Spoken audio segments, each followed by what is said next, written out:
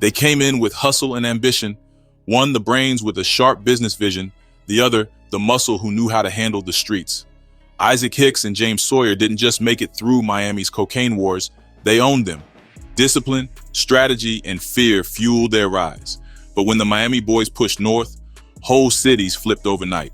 Orlando shook, Atlanta bled, and anyone who got in their way disappeared.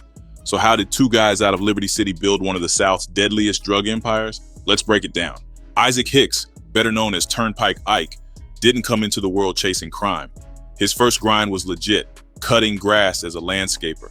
That's where he picked up his discipline, eye for detail, and that non-stop work ethic. From there, he leveled up into construction, putting up homes all across Dade County. But Miami in the 1980s wasn't like anywhere else. The drug trade was exploding, and overnight fortunes were turning entire neighborhoods upside down. Ike spotted the opening and used the same sharp instincts that once made him money in construction to build something far bigger, a cocaine empire. Before long, he was raking in millions every month. He wasn't just running Miami, the whole state of Florida was moving to his beat. What made Ike stand out wasn't just the money, but how he carried himself. He stayed low-key, handled problems with diplomacy, and always looked out for people. That earned him respect everywhere his name was mentioned. And even when the drug money was flowing, he circled it back into his construction business, building up Dade County while stacking millions behind the scenes. Then there was James Sawyer. Most people knew him as Bossman. His story came straight out of Liberty City's struggle, where survival turned kids into soldiers. Big, fearless, and always ready for a fight, Sawyer became Ike's right-hand man, his bodyguard. At first, the job was simple: protect the stash houses, keep the bullets and the snitches away.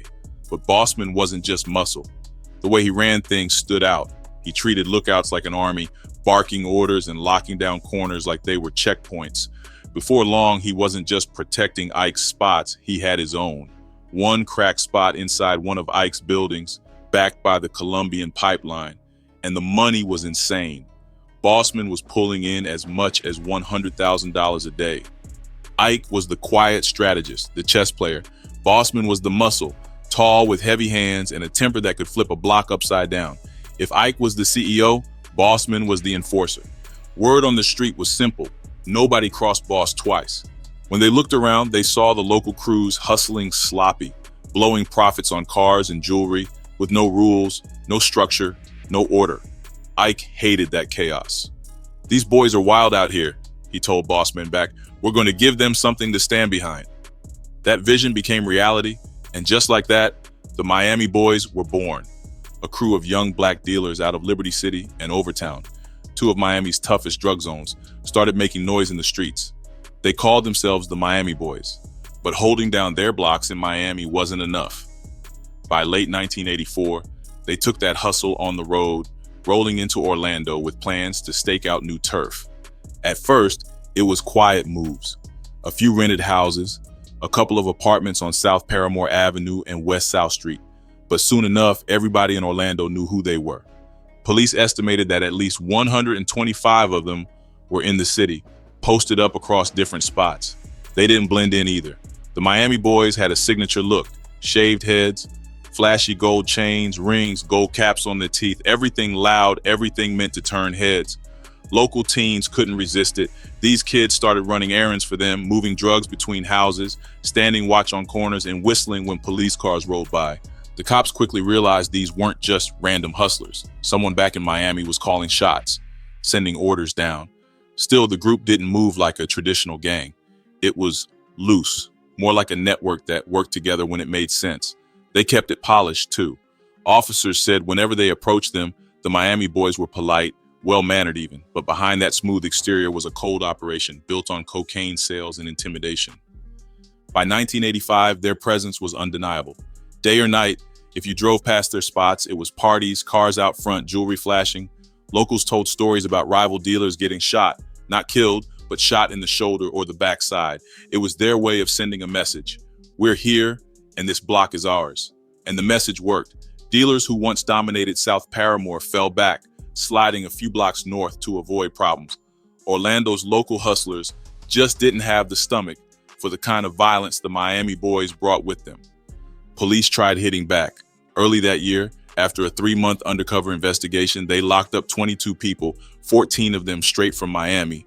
For a moment, it looked like the heat slowed things down, but by summer, the Miami boys were back, stronger than ever. Merchants in the area said the cops were trying, but they weren't convinced the arrest made much of a dent. The crew was too organized, too deep, and the fear was real. Victims of shootings refused to press charges, terrified of retaliation. One man who called the police ended up with a bullet through his window. Then came a murder in June. Curtis Johnson, one of their own, gunned down outside an apartment building. Detectives believed it was an inside dispute, proof that even within the Miami boys, loyalty came second to power. Police Chief Henson wasn't about to let them take over. He made it clear the only way to push them out was to apply constant pressure day after day, never letting up. But the dealers weren't exactly laying low. In one raid, officers even found a sign brazenly declaring, "The Miami boys are here to stay." For veteran cops who'd worked in big cities like Philly or New York, this wasn't new. It was just Orlando catching up. Street crews hustling for territory, flashing cash, and pulling kids into the game. That was the playbook. To the Miami boys, Orlando was just another block. But for the people living there, it was a storm they couldn't escape. By 1986, the Miami boys had already set up shop in Atlanta, spreading their reach across cities in the Southeast. The money was different up there. What went for $500 an ounce in Miami could easily sell for 3 times that in Atlanta. That profit margin alone made the move a no-brainer. When they slid into Jacksonville that same year, they quickly got their hands deep into the city's crack and heroin trade. In Atlanta's housing projects, it didn't take long for them to stand out. Among the poorest residents, the flashy chains, diamond pieces, and Dolphins and Hurricanes gear made it clear who they were. Everybody else repped Falcons, Hawks, or Yellow Jackets, but these boys, they let you know straight up, they were from Miami. And what they brought with them wasn't just drugs. It was violence, intimidation, and death. Police officers and housing managers quickly noticed how different this crew was from the local dealers. The crack was stronger, the guns were louder, and the intimidation was on another level. Residents talked about how bold the Miami boys were, standing out on corners, waving guns, talking through walkie-talkies, and pushing drugs like it was nothing. You couldn't even walk through some blocks without somebody trying to sell you a rock. Elders in the community felt the shift the hardest. Activists like Susie Laborde spoke on how older residents were too scared to even leave their apartments. Robberies, break-ins, and purse snatchings became part of everyday life, and people felt trapped. Police started to realize they weren't dealing with a loose crew of dealers, but something closer to an organized crime family. The Miami boys came into Atlanta's low-income neighborhoods knowing they were on untouched ground. The city's housing projects gave them perfect cover. Crowded hallways, over 1,000 vacant units to stash product, and a built-in customer base willing to pay top dollar for high-grade coke. For them, Atlanta was wide open. In Miami, the pressure from federal task forces had made it harder to operate, so many of them headed north where the laws weren't as tight. That's how the untouchables, as they were called back home, spread across the Southeast, popping up in Orlando, Tampa, Pensacola, Jacksonville, Montgomery, and Savannah. But nowhere did they hit harder than Atlanta. To send a message, they made examples. A 22-year-old local dealer was kidnapped, shot in the head, and dumped on a county road. Another hustler caught 12 bullets in broad daylight. Even innocent people got caught up.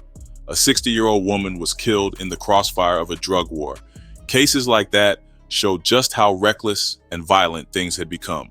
By the spring of 1986, the Miami boys were locked in a war with the locals. Arrests came, but it didn't slow them down. They had already planted their flag in places like Techwood Homes, John Hope Homes, and Egan Homes. And with their South Florida connections, they could undercut everyone else, offering better product at lower prices. If price cuts didn't work, they fell back on force. Police said new recruits were flown or bussed in straight from Florida, handed cash, guns, and drugs, and even had their housing covered. Some were barely 17, still carrying airline tickets when they got picked up. In just 2 years, the crew grew from fewer than 10 members to around 30, running shifts like a full-on business and setting up drive-through style stop-and-cop spots in project parking lots. Cops openly admitted they were outgunned. While officers carried basic sidearms, the Miami boys had Uzis, MAC-10s, and 9mm pistols as standard issue. By 1987, 13 murders were officially linked to the gang, and investigators flat out called them Atlanta's biggest problem. But while the Miami boys were spreading through Atlanta and beyond, starting in October 1985, the feds and local investigators launched an 18-month mission. They weren't chasing small-time dealers, they were aiming for the entire operation. Over that period, they executed nearly 20 search warrants at different Miami-linked spots, and every raid turned up more than just the usual coke, guns, cash, and jewelry. What they kept finding was far more valuable: ledgers, paper trails that revealed the real story. In the first 3 months, they zeroed in on 3 main houses. One was on NW 95th Terrace, where Sawyer lived, right near a high school. Another was on NW 91st Street, home to A.J. Smith. The third was over on NW 105th Street, where Isaac and Janet Hicks stayed. To tighten the case, agents leaned on informants to make a few controlled buys, 3 or 4 in total, straight from Sawyer at his spot and at Smith's house. Undercover eyes were also on the streets, watching traffic fly in and out. One night, they counted close to 300 different cars and trucks in just 3 hours. And it wasn't just random movement. Sawyer and Smith were regularly linking up with the Hickses, keeping that pipeline active. Then came January 7th, 1986. Law enforcement pulled up with warrants for Sawyer's place on 95th Terrace and Smith's spot on 91st Street. Smith just happened to be outside when they started raiding. Inside, they hit on white powder, packaging supplies like manila envelopes with red labels, and cash tied to both Smith and Isaac Hicks. The firepower inside was wild too. A rifle, a crossbow, a hand grenade, plus several handguns sitting in Smith's car. At Sawyer's crib, agents found 2 handguns and a fat stash of cash. Sawyer himself had $2 grand sitting in his pockets. But the biggest catch was the ledgers. They were packed with coded notes and color systems marking narcotics, cash, and names, including Sawyer, Smith, Hicks, and others moving with them. Later that same month, after another undercover buy at Smith's spot, the feds doubled back with fresh warrants. This time, Sawyer and Smith were together when they got caught slipping. Inside, more white powder turned up, along with photos of Smith posing with cash and guns. Both houses also held more loose papers, entries matching the ledger system the investigators had already uncovered at Sawyer's place. After all those raids, things went quiet around those houses, but the feds weren't done yet. With a secret informant feeding them tips, they started making buys at new spots Sawyer pointed out. Then in late June, they circled back to Sawyer's place and hit it again. This time, they struck gold: white powder, bagging materials, cash, ledgers, even a handgun. A month later, on July 25th, an undercover agent scored a half ounce at Hicks's house, and that buy was all the police needed to move in with a warrant. When they raided Hicks's spot at 2000 NW 105th Street, he was there with Sawyer and a few others. Inside, agents uncovered automatic weapons and stacks of money. Out in the carport, they popped the hood on Hicks's car and found white powder tucked away.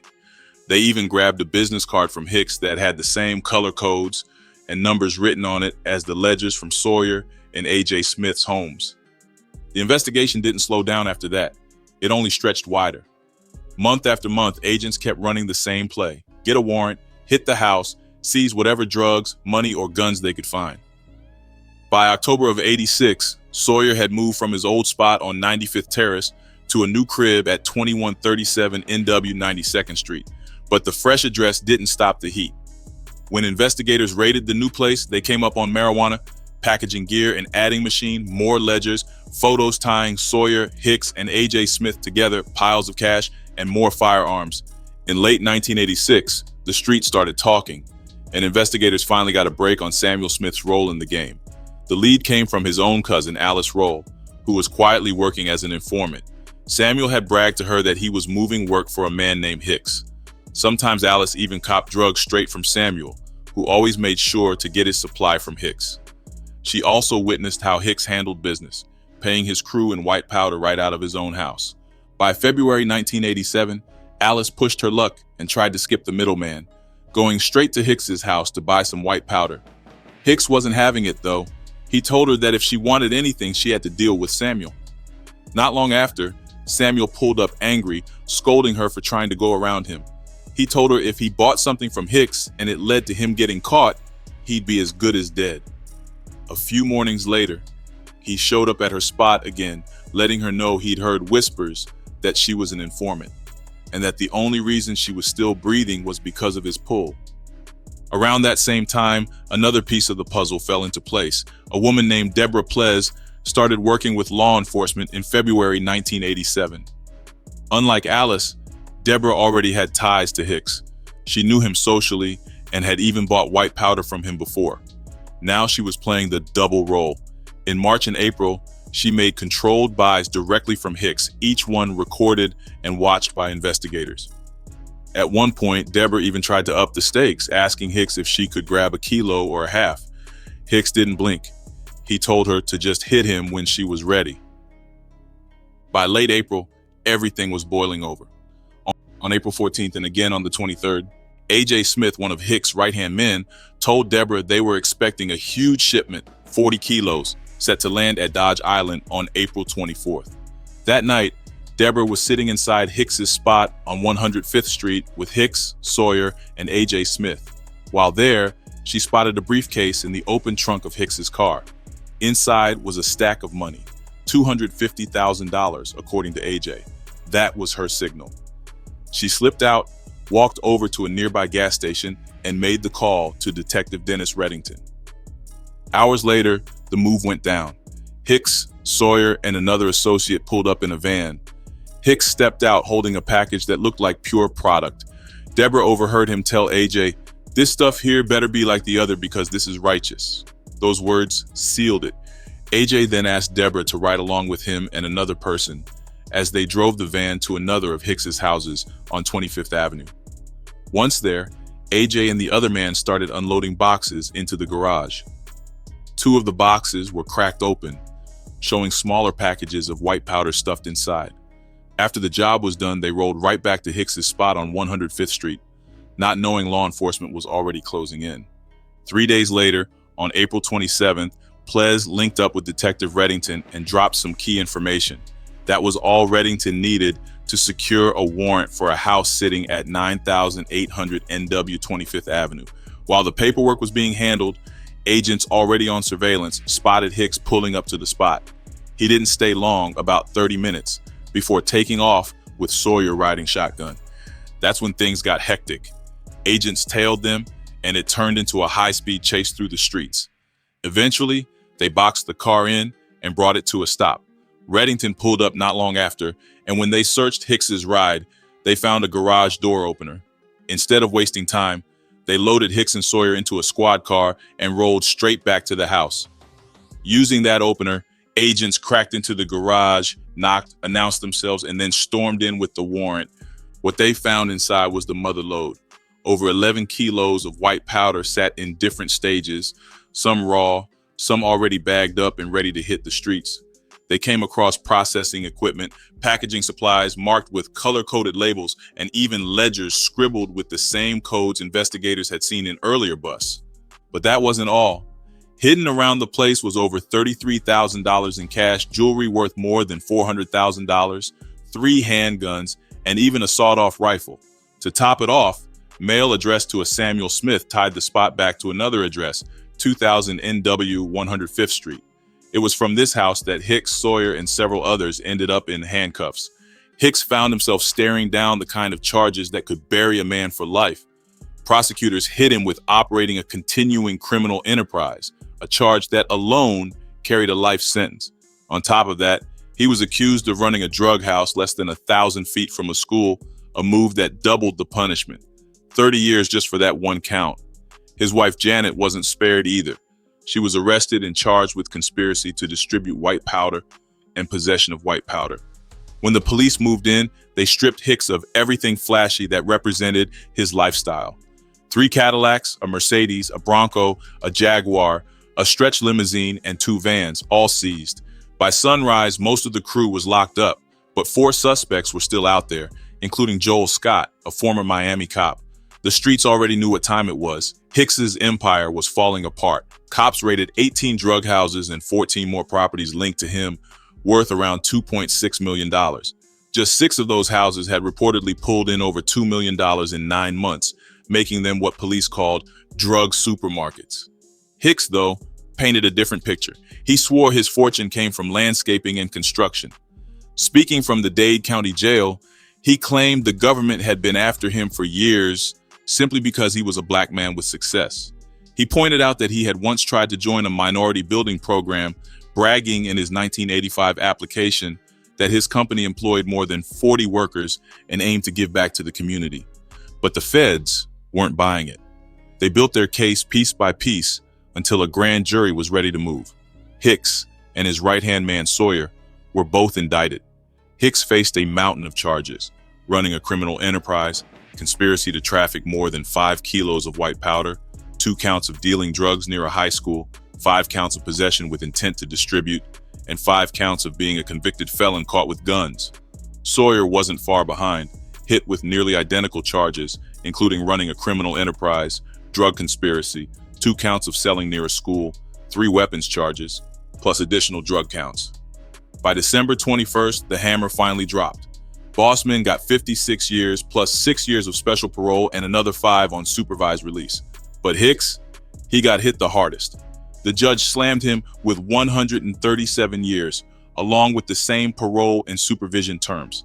On paper, that was the end of Money Hicks, or at least that's what everyone believed. When those heavy federal prison doors slammed shut, the government figured the Miami Boys' empire would collapse. But it didn't. Being locked up didn't mean shutting down. From behind bars, the 2 men turned their cells into command centers, running things with coded letters, timed phone calls, and even lawyer visits that doubled as strategy meetings. Orders kept moving to their lieutenants in Atlanta like nothing had changed. Hicks had a rotation of phone numbers approved, everything from girlfriends to a travel agency down in Florida. He'd hang up mid-sentence to trick the government scanners, then call right back and pick up where he left off. Meanwhile, Sawyer, who was studying paralegal work, figured out a slicker move. He marked envelopes privileged so they couldn't be opened, then slipped detailed instructions inside to his right-hand men like Big Will Roker. Later, in his prison memoir, Sawyer summed it up perfectly. A stamp and a chair could move more dope than a car full of hitters. By April 1988, Atlanta officials tried to fight back. Police Chief Morris Redding and Housing Authority Director San Hyder stepped up with a plan. They promised more surveillance on crack houses, stricter truancy enforcement to get kids off the corner, and tenant meetings to pull the community in. Vacant apartments would be filled so dealers couldn't use them as stash spots, and even sidewalk vendors were targeted since some were doubling as street-level drug pushers. The police thought they finally had momentum.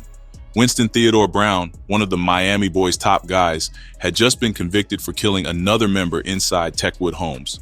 Their leader, Anthony Johnson out of Hollywood, Florida, was gone too, sprayed with 8 bullets in a hit that also left an innocent bystander, Vincent Rainwater, paralyzed after catching one in the back. But even with those wins, the same problem kept coming back around. Lock up one crew and another squad flew in from Florida to take their place. Bond someone out, and the next plane ticket south already had their name on it. The cycle never seemed to end. Meanwhile, the city tried another approach, giving kids in the project something to hold on to besides the streets.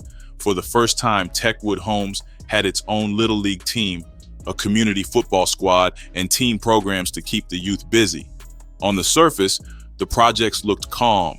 Neat rows of apartments, trimmed lawns, kids playing in patches of dirt. But beneath it all, the Miami Boys had brought attention that never really left. By 1990, once the sun dropped, the porches emptied and doors stayed locked. The problem soon outgrew the Miami Boys.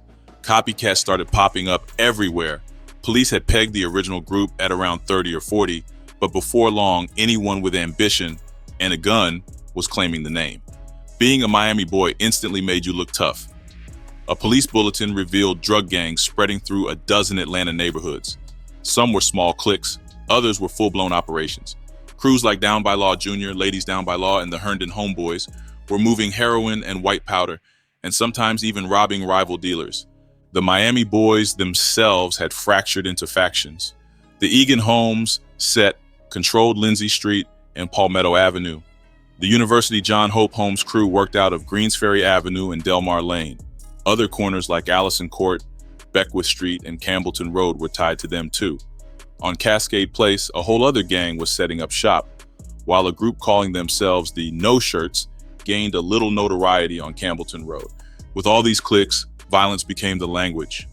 Homicide Captain Calvin Wardlaw believed several murders were tied to feuds between the Miami Boys and rivals like the John Hope Robbing Crew and the Herndon Homeboys. Killings stretched from basketball courts to drive-bys in the projects, with bodies dropping all over Northwest and South Atlanta. But even the police admitted it was hard to tell who was who. Some kids were really plugged in, while others just threw the name around for respect.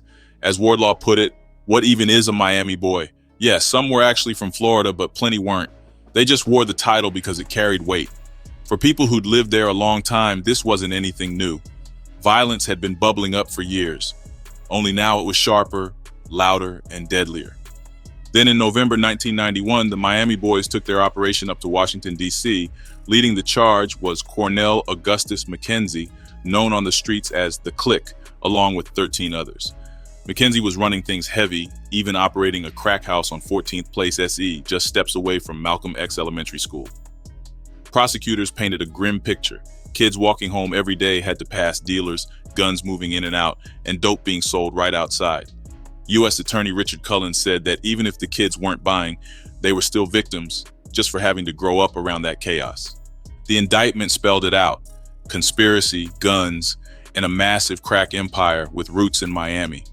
All 13 co-defendants were caught up in it, but only one, 24-year-old Paul Brooks, was from D.C. The rest, straight out of Miami, where investigators say it all kicked off back in 1986. According to prosecutors, McKenzie first tested the waters in Tampa, then spread to Panama City. By 1987, business was booming, and word on the street was D.C. couldn't get enough crack. That's when McKenzie brought his boys north. To move the product, women would hide white powder in their underwear and fly it into National Airport, while suitcases full of guns rolled into the city on buses. McKenzie even tried to spark a gang war in Old Town Alexandria to lock down his territory. Shots rang out more than once, but somehow nobody got killed. Still, the heat was on. Eventually, McKenzie got hit with a 20-year sentence, marking the start of the end for his crew. The final blow didn't come in D.C., though. It came years later in Atlanta. As the city prepared for the 1996 Summer Olympics, officials started tearing down public housing projects that had long been hotbeds for street gangs. By the late 90s, with their neighborhoods gone and police closing in, the Miami Boys were running out of options. In 1999, the last dealer connected to the crew, Michael Delancey, was finally caught. What started as a bold move from Miami to the nation's capital ended in scatter and collapse. The Miami Boys once had a grip on the streets, but when the walls closed in, their empire crumbled just like the projects they used to run. What are your thoughts on this story? Appreciate you watching. If you enjoyed the video, hit that like button and make sure to subscribe for more.